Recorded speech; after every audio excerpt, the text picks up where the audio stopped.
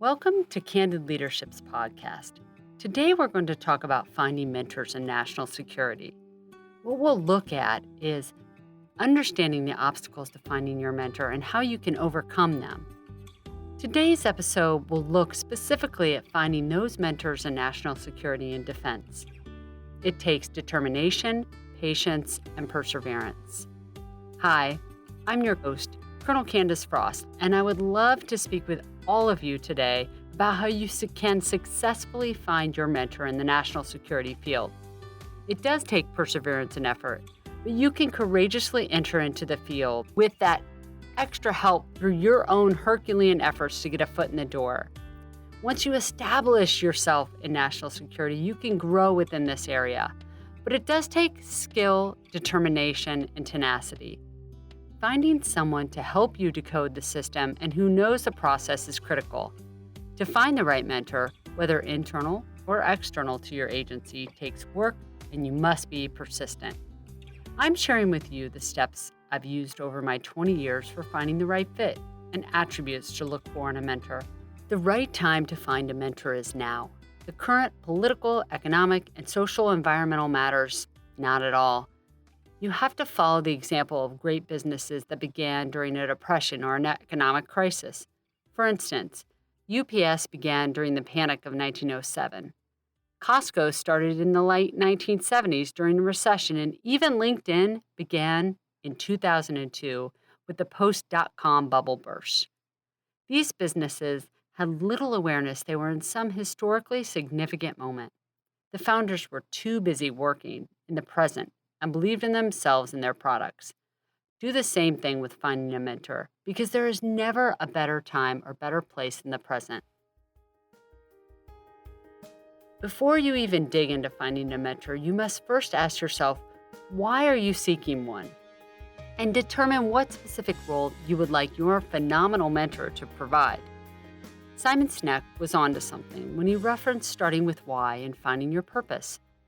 Your own reason in creating a potential lasting relationship starts with your own motivation to establish one.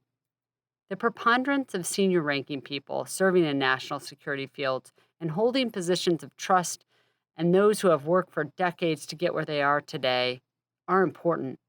They're ones to look at. And additionally, most of them are extremely busy, and their most valuable asset is their time. Asking for a slice of their time and their focus requires that you dedicate to follow up with your potential mentor's requests, and trust me, the work will be worth it. Asking for help from someone often fills us with mixed feelings, and consequentially, this tricks our minds into thinking that asking for help makes us seem less likable or less competent. Research shows this to be completely inaccurate. Someone who helps another actually likes them more after helping them. Mentoring boosts the mentor's mood and makes them feel good about themselves and the person they mentor. People also consistently underestimate their chances of getting the help they've asked for. People are actually more likely to help us than we assume. We are less likely to say no when we've already said yes because of cognitive dissonance. Asking for help is hard, but reluctantly sitting on the sideline is harder, because you miss out on the support or resources that a mentor could provide. Unfortunately, women in underrepresented groups are not as likely to push for a mentor because of stereotypes. Carol Dweck states that best when she says, aside from hijacking people's abilities, stereotypes also do damage by making people feel like they don't belong. The mentoring advice I'd give is to shed this bias or feeling and immediately seek someone in your profession, in your workplace, to start that mentoring process. Those demonstrating a growth mindset get past the perceptions and believe in a sense of belonging. Furthermore, they maintain this advantage even when they sensed a preponderance of negative stereotyping going around. Looking for mentors who mirror image yourself may be easier, but it's not going to provide you the greatest growth. Instead, seek out a handful of multiple mentors in multiple organizations. Let's move on to persistence and perseverance. If you want to grow professionally, it is critical to look for those potential mentors who embody a growth mindset. someone with a zest for teaching and learning, and an openness to giving and receiving feedback, and an ability to confront and surround obstacles. If you see a potential mentor who demonstrates this and wants to open the door and teach you those skills, immediately sign up as their mentee. Take the advice of Calvin Coolidge when seeking out the right mentor. Nothing in this world can take the place of persistence, he said. He also followed it up with, nothing is more common than unsuccessful people with talent. Unrewarded genius is almost a proverb. The world is full of educated derelicts. Persistence and determination along are omnipotent. The slogan, press on, has solved and always will solve the problems of the human race. Look for those who keep pressing, as they are not only pressing for them, but for everyone around them. Finding a mentor takes not just persistence, but perseverance. Stated best by Ryan Holiday in The Obstacle is the Way. If persistence is attempting to solve some difficult problem with dogged determination and hammering until the break occurs, then plenty of people can be said to be persistent. But perseverance is something larger. It's the long game. It's about what happens not just in round 1, but in round 2 and every other round after. And the fight after that until the end. The Germans have a word for it, Sitzfleisch, staying power. Achieving victory by running until you cross the finish line, in other words, means you must persevere to find the people who will stay with you and are committed to mentoring you to help you reach your goals. Now let's look for that right fit. Feeling like you belong in your organization is critical to finding a mentor.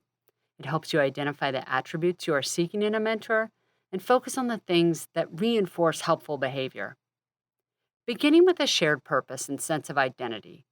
Most of us are somehow connected or interrelated in our work environment to someone you trust, respect, and who will deliver because they are committed to seeing others grow. Search to find the commonality and further develop the mentor-mentee relationship. This person serves as an example, guider, and demonstrator to a mentee on the path of success. A mentor remains when they see the positive outcome of their help and maintains a willingness to assist when feedback is provided. Mentors want to see a mentally and emotionally strong mentee who digs down, faces adversities and failures, and keeps growing. So when searching for a mentor internal to your organization, you are at an advantageous position because of the cognitive dissonance theory. According to this theory, having to make a choice between two similarly desirable alternatives, such as a mentee internal or external to your organization, triggers psychological discomfort. Decisions cause conflict when we acknowledge the rejection of someone and the undesirable aspect of picking the wrong person. Recall that mentors are busy, value their time, and mentoring someone internal not only gives that person a leg up, but they are investing in the future of that organization. So use that to your advantage. For you to find a mentor interested in your success in that particular workforce. Mentors internal to the organization understand where you fit as developing a person within that workforce, and they'll be interested in your continued internal development and progression. There are external advantages, though. Additionally, seeking external mentors are just as important. Connecting with external mentors takes a bit more work, but is worth it.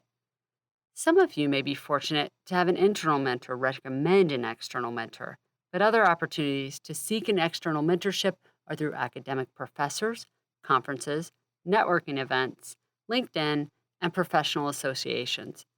This can be challenging, as it doesn't happen automatically as people are focused internally, but be persistent. You need to assure your potential mentor that you welcome his or her feedback and what they are providing. People know that you might resent unrequested help, so you need to convey that you actually want help. Be open to have people help you in different ways. Advice mentees should seek external to their organization may focus on different standards and cultures of that organization and the requisite skills for the company, the salaries, expectations, and opportunities in this field. Step up. If there is something you'd like to do, then find someone who has done it before and seek their mentorship.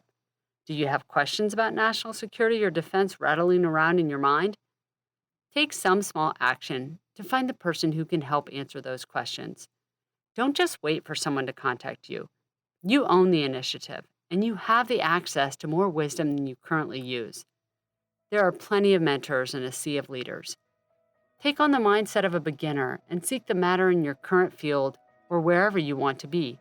Dan Ward aptly covered this when he explained that Zen practitioners at all levels of experience are encouraged to cultivate Shishon and maintain the openness to surprising possibilities. Doing this takes both beginners who remind others what a beginner's mind looks like and experts who can explain the process to them while also creatively looking for changes to that process.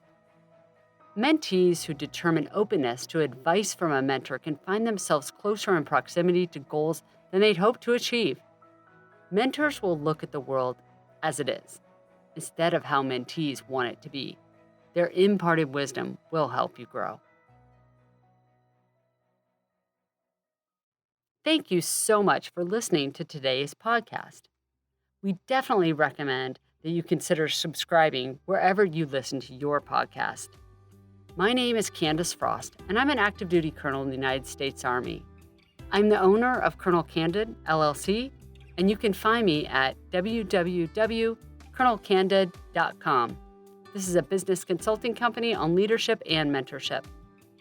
Thank you again for listening, and we hope that you subscribe to this podcast.